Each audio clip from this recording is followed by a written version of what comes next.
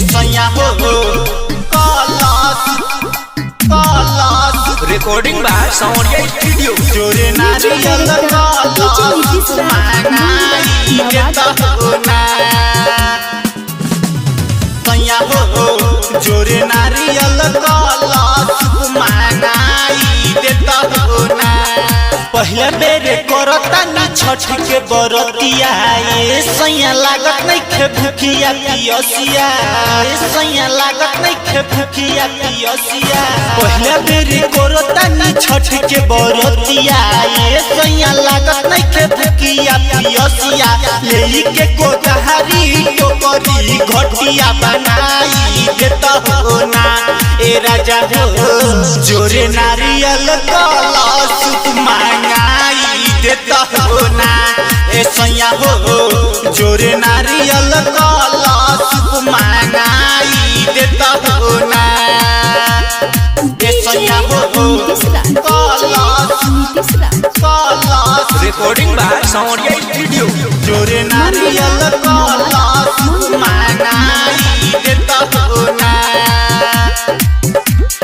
जाता रगतिया बचरिया सब कुछ ले आई देता हो ना करतानी छठ के परतिया दौरा सुपावा ले आई देता हो ना।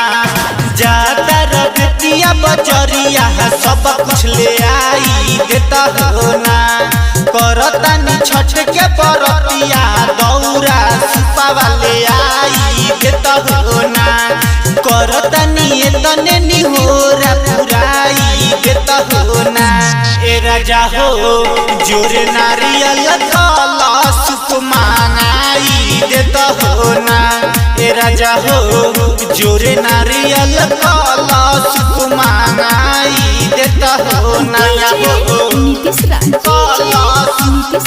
कलश रिकॉर्डिंग बाय साउंडिया स्टूडियो। जोरे नारियल कलश मांगाई देता हो ना। दीपे संवरिया लाई देता छठ के समानवाना छठ के समानवाना। कृष्ण बेदरदी बजावता डीजे पशु बोधावा के गाना वाना दीपे संवरिया लाई देता छठ के समानवाना। कृष्ण बेदरदी बजावता डीजे पशु बोधावा के गाना वाना। छठी घाट जाई के झालर लगाई देता हो ना ए राजा हो जोरे नारियल कलश मांगाई देता हो ना ए पिया हो जोरे नारियल कलश मांगाई देता हो ना।